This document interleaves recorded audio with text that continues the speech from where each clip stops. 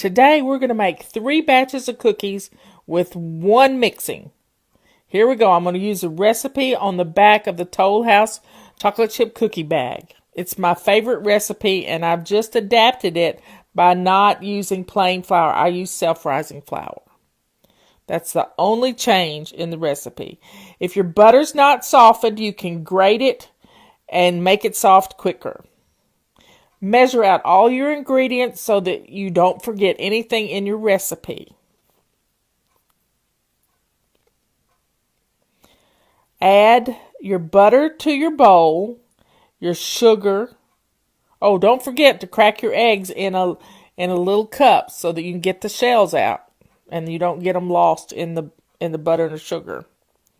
Put everything in your big mixing bowl and put your whisk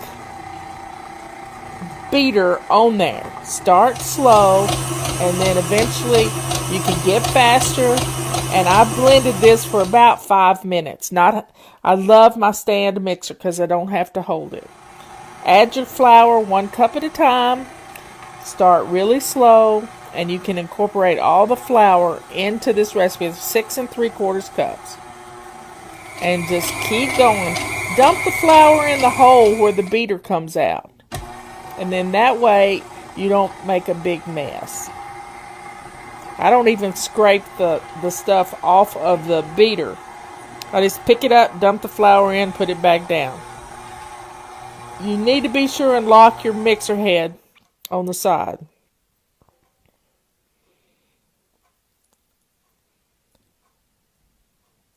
This is just a fun way to get a lot of cookies out of three recipes combined.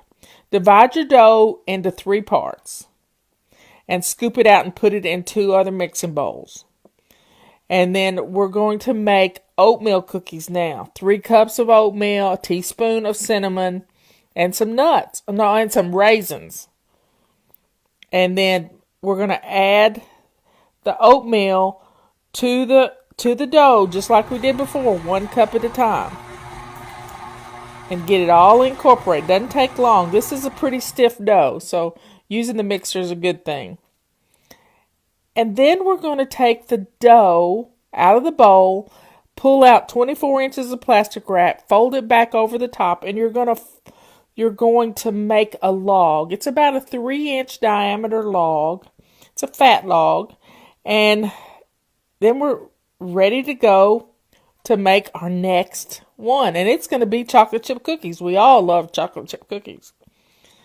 So I like to pound my pecan pieces, and I'm using Robert's gavel to do it, but you can use a rolling pin. In a Ziploc bag, it works well. You don't make a big mess.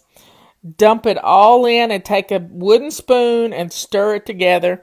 Form your log again, and you got 2 different types of cookies now. Next, we're going to make Pecan Sandies.